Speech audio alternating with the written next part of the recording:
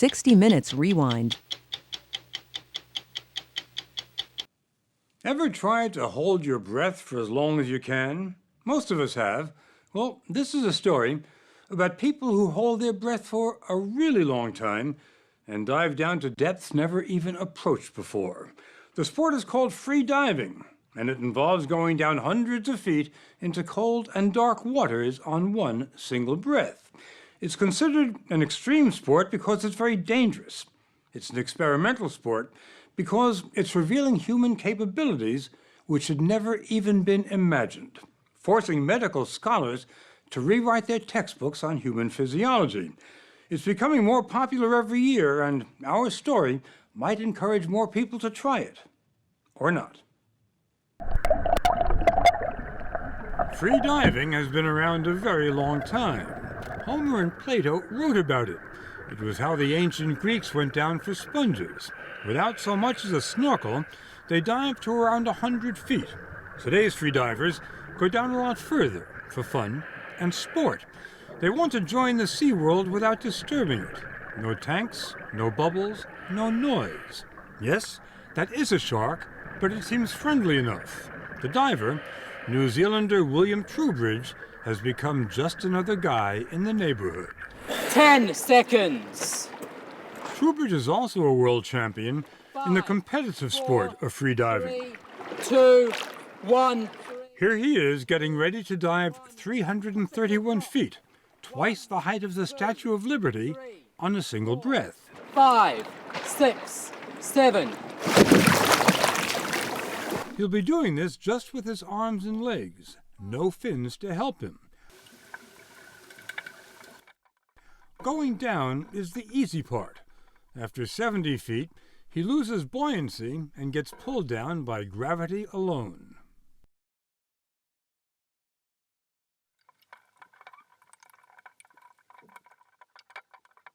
He reaches his target, collects a tag to prove he got there, and goes into reverse for the hard part, getting back up. His body is craving oxygen, but he goes up slowly and gracefully, as if he were doing a water ballet.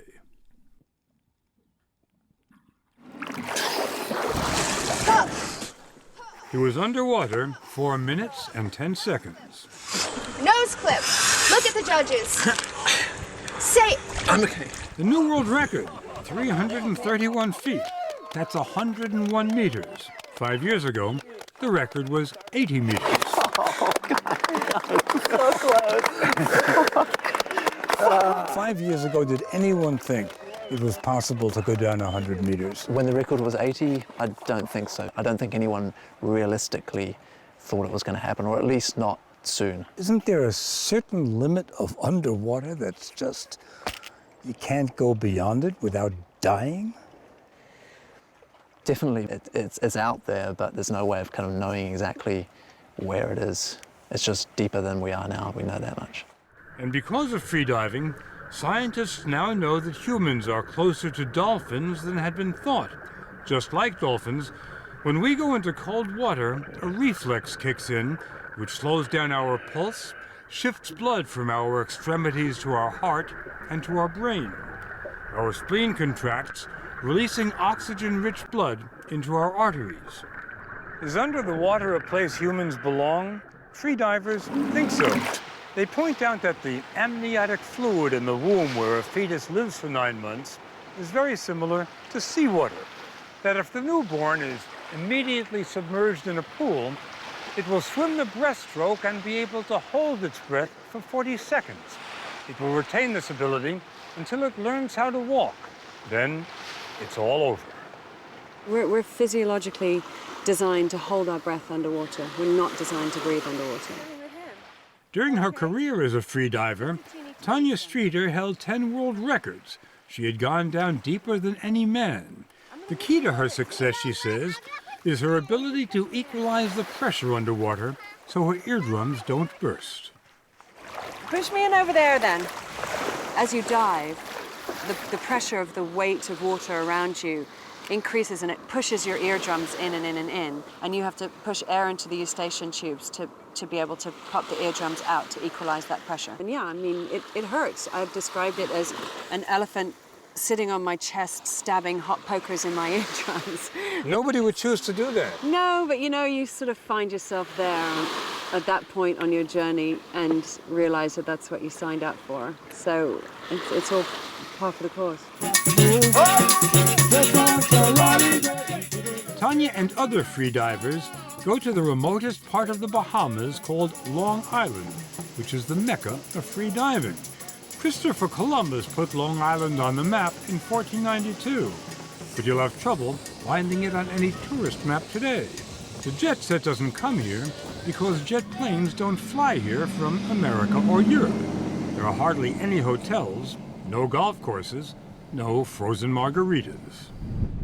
Right off the beach, there is a massive limestone cavern called Dean's Blue Hole. It is 663 feet deep, and it is dangerous. A few days after we left, a teenager dove into the blue hole and didn't come up. His body was never found. This is where William Trowbridge lives and trains. For the last 6 months, he has led a monastic existence, getting ready to try for another world record.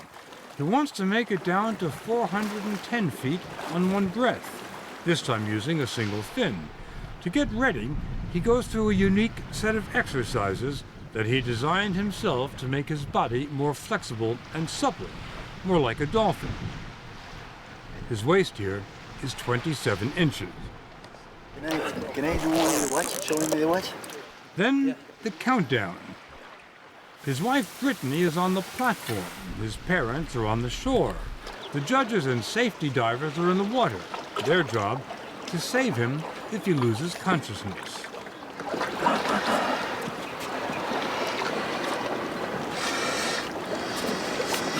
In any other sport, a spurt of adrenaline would be a good thing.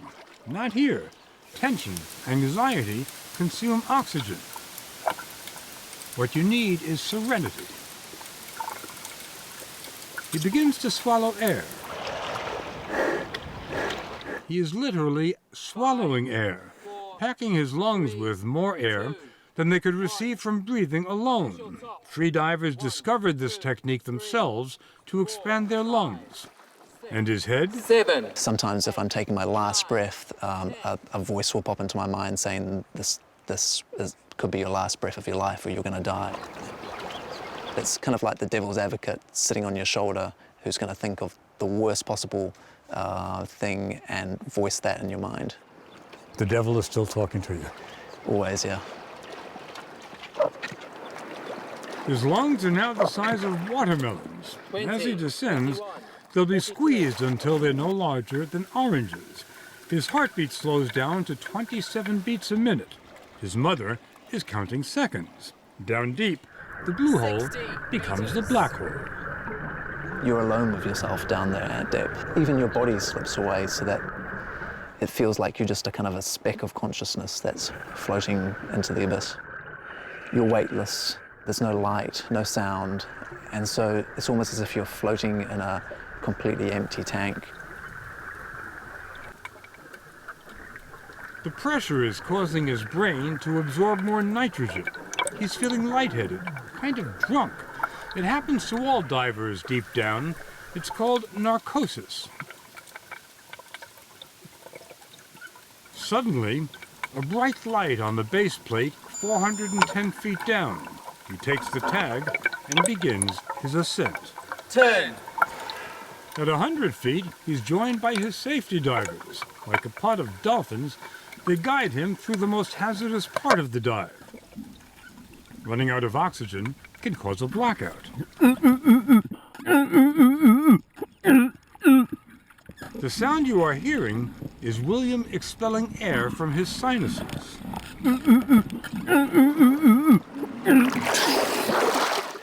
He's made it. But for his record of 410 feet to be ratified by the judges, he needs to perform 3 simple tasks when he gets to the surface.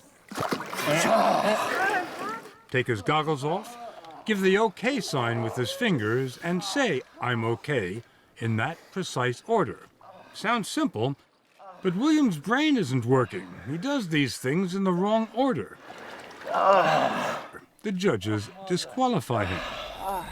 He took off the nose clip, made the sign that said I'm okay without removing his goggles. That's right. Boy, oh boy, he had just been down 1/4 kilometer. That's correct. And he did the goggles in the wrong order.